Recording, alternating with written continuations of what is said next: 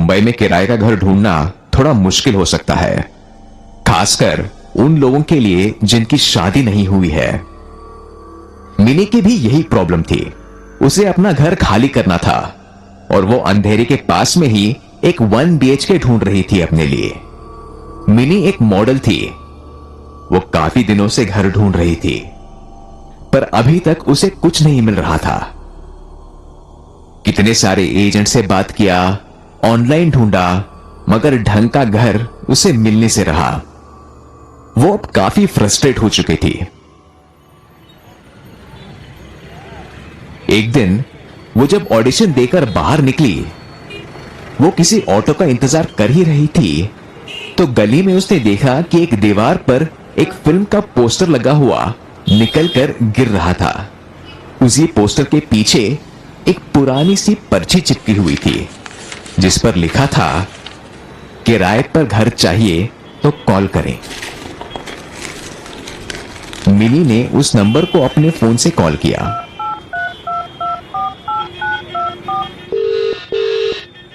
Call करने पर phone पे कुछ अजीब सी आवाजें आ रही थी। उसने फोन काट दिया और वापस घर चली गई।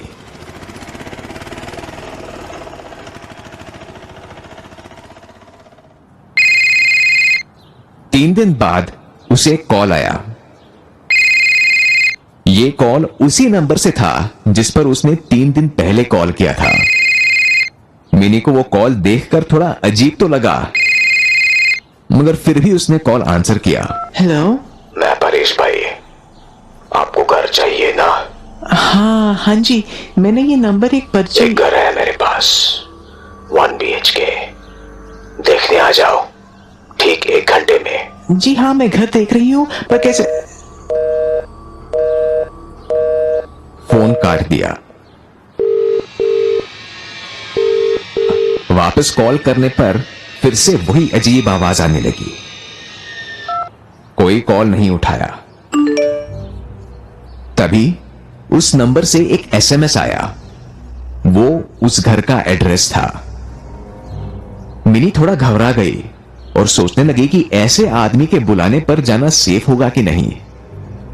लेकिन उसने सोचा, घर ना मिलने से अच्छा है कि एक बार यह रिस्क लेकर भी देखा जाए। वो घर के लिए बहुत डेस्परेट भी थी।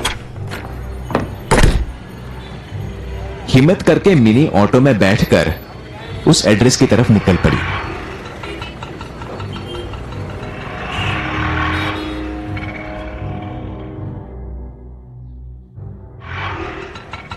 उस एड्रेस पर पहुंची तो उसने देखा कि वो एक इंडिपेंडेंट घर था और समंदर के बगल में ही था। वो बहुत ही सुंदर जगह थी और घर के पीछे की तरफ ही बीच और खुला समंदर। पहले तो मिनी ने सोचा कि शायद वो गलत एड्रेस पर आ गई है, लेकिन फिर वहां खड़े एक आदमी को हाथ हिलाते हुए देखकर उसे लगा कि शायद वो परेश भाई है।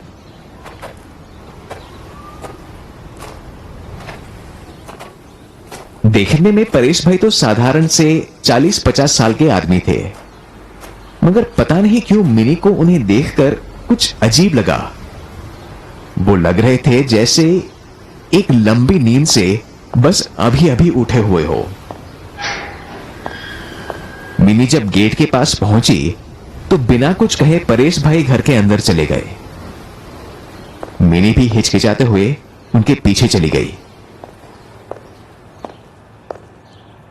घर को अंदर से देखकर मिनी दंग रह गई। बड़ा सा ड्राइंग रूम जिसमें छोटी सी बालकनी थी, अंदर एक बेडरूम, किचन और एक बढ़िया सा चमचमाता बाथरूम। उस घर में कुछ चीजें पहले से ही थी, सोफा, बेड और कुछ अलमारियां।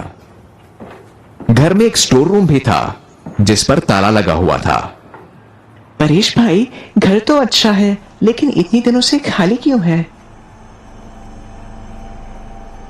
परेश भाई कुछ देर के लिए मिनी को बस लगातार घूरते रहे।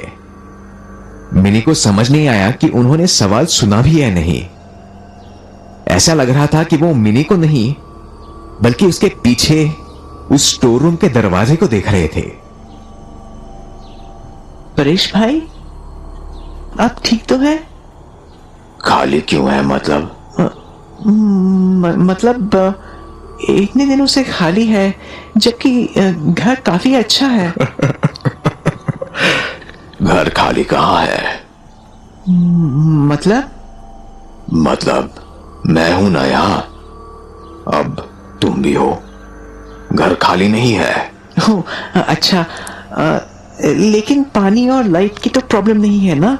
घर का कुछ प्रॉब्लम नहीं है, बस एक चीज याद रखना, वो स्टोर रूम मत खोलना, समझी?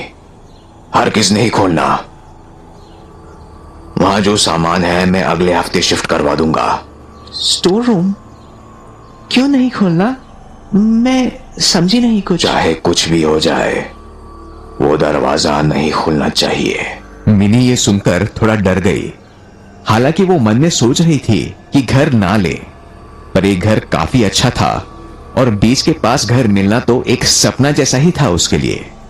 और वैसे भी एक बार घर मिल जाए फिर तो परेश से उसको मिलना भी नहीं पड़ेगा।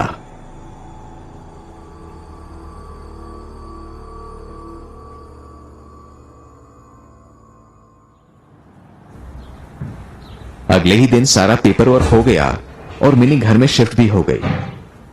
वो काफी खुश थी। घर में शिफ्ट होते ही उसे एक नई सी खुशी और उम्मीद सी लगने लगी। उसे लगने लगा कि अब आगे सब कुछ ठीक होगा। अगले हफ्ते वो स्टोर रूम भी खाली हो जाएगा और जो सामान अभी बाहर पड़ा है वो भी उसमें फिट हो जाएगा। स्टोर रूम से लगा हुआ एक दरवाजा था जिससे एक छोटी सी बालकनी खुलती थी। स्टोर रूम खुलने के बाद वो उस बालकनी को भी अच्छे से सजाने वाली थी। जिस स्टोर रूम की परेश भाई बात कर रहे थे उसका दरवाजा काफी अजीब था और जब भी मिनी उसको देखती थी तो एक अजीब सी रोशनी जैसे उसके आंखों के सामने आ जाती थी। पता नहीं क्यों जब भी वो उस दरवाजे को देखती उसे खोलने का मन करता, पर फिर उसे परेश भाई की बात याद आती और वो अपने आप को फिर से रोक लेती। मिनी ने संडे रात को अपने घर में एक पार्टी रखने की सोची, अपने नए घर की खुशी में। उसने सोचा कि वो पार्टी के लिए घर को अच्छे से सजाएगी और बालकनी में भी बैठने के लिए कुर्सियां डाल देगी ताकि जो लोग स्मोकिंग करना चाहे वो बालकनी में कर सके। रूम को सजाते वक्त पता नहीं क्यों उसे आइडिया आया कि क्यों ना वो स्टोर रूम के पीछे वाली बालकनी भी यूज कर ले। उसने सोचा, बस एक ही रात की तो बात है, कल फिर से वापस बाहर लगा दूंगी और अंदर का सामान कुछ भी डिस्टर्ब नहीं होगा। तो मिनी ने तय कर लिया कि वो पीछे वाली बालकनी भी खोल देगी, सिर्फ उस पार्टी की रात के लिए। उस स्टोर रूम का दरवाजा काफी पुराना और लोहे का था। पहले मिनी ने उसे खोलना चाहा, पर वो कुंडी जरा सी भी नहीं हिली। वो थोड़ा तेल डालकर कुंडी को खोलने लगी तो एक तेज सी पतली आवाज के साथ वो कुंडी खुलनी शुरू हो गई। कुंडी खुलते ही अंदर से कुछ आवाज सी उसे आ रही थी। मिनी स्टोर रूम के अंदर चली गई। अंदर काफी सामान पड़ा हुआ था और थोड़ी धूल भी थी। स्टोर रूम में अंधेरा था, पर एक रोशनदार होने की वजह से अंदर थोड़ी रोशनी थी। कुछ टूटी कुर्सियां, कुछ बक्से और भी काफी सामान वहां पड़ा हुआ था। अंदर आते ही मिनी को अपने कानों में थोड़ी सरसराहट महसूस हुई, जैसे कोई कानों में कुछ कह रहा हो। मिनी ने इधर उधर देखा, पर वहां कोई नहीं था। वो थोड़ा आगे बढ़ी और उसने जो देखा वो देखकर वो जैसे खड़ी की खड़ी रह गई। दीवार पर एक फोटो लगी हुई थी जिस पर एक पुरानी फूलों की माला टंगी हुई थी और वो तस्वीर थी परेश भाई की। फोटो के नीचे लिखा था, परेश दोदिया 1955 to 1995। मतलब परेश भाई की मौत 1995 में हुई थी। पहले तो वो एकदम डर गई। उसने फोटो को ध्यान से देखा वो फोटो परेश भाई का ही था और वो अब डर के मारे कांप रही थी। वो जैसे ही कमरे के बाहर जाने लगी तभी जोर से दरवाजा बंद हो गया। अब स्टोर रूम में थोड़ा अंधेरा हो गया था, पर पता नहीं कैसे एक हल्की सी लाल रोशनी उस स्टोर रूम में फैल गई। अचानक मिनी के सामने जो हुआ उसे देखकर उसके होश उड़ गए। उस लाल लाइट में हल्का सा धुआं हवा में रुक गया और फिर धीरे धीरे एक शरीर का रूप लेने लगा। उसने देखा वो परेश भाई का चेहरा था, पर पूरी तरह से कटा पिटा और कागज जैसा सफेद। पूरे चेहरे पर जैसे चाकू के घाव थे।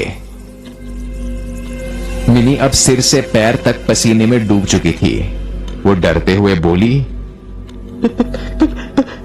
परेश भाई, अब तो तुम सुनते क्यों नहीं हो? तुमको मना किया था ना स्टोर रूम का दरवाजा खोलने। परेश भाई ने अपने हाथ से इशारा किया और जब मिनी ने उस तरफ देखा तो वहां 5 कंकाल रखे हुए थे। कौन है ये लोग? सॉरी, मैं चली जाऊंगी। इन बेचारों ने भी स्टोर रूम खोला था। तुम्हें दरवाजा खोलना नहीं चाहिए था। अब तुम भी हमेशा के लिए इस कमरे में कैद रहोगी। ऐसा कहते ही परेश भाई गायब हो गए। कमरे के दरवाजे खिड़कियां भी गायब हो गए। पूरा अंधेरा छा गया। मिनी चीखती चिल्लाती रही, मगर कोई सुनने वाला नहीं था। बस हाथों से ढूंढती रही कि कोई दरवाजा या खिड़की मिले, मगर उसके हाथ लग रहे थे तो बस उस कमरे की दीवारें।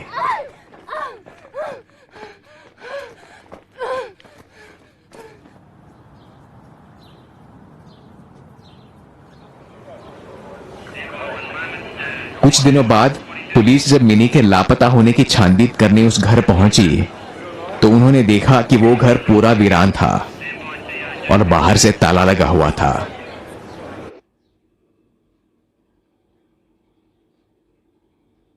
ऐसा लग रहा था जैसे कई सालों से वहां कोई नहीं रहा हो। ताला तोड़कर अंदर देखा तो घर में उन्हें मिनी का सभी सामान पड़ा हुआ मिला। उस स्टोर रूम का दरवाजा खुला था। अंदर जाने पर उन्होंने देखा कि सभी दीवारों पर खून और खरोचने के निशान थे और कमरे के बीच में पड़ा था मिनी का मुर्दा शरीर।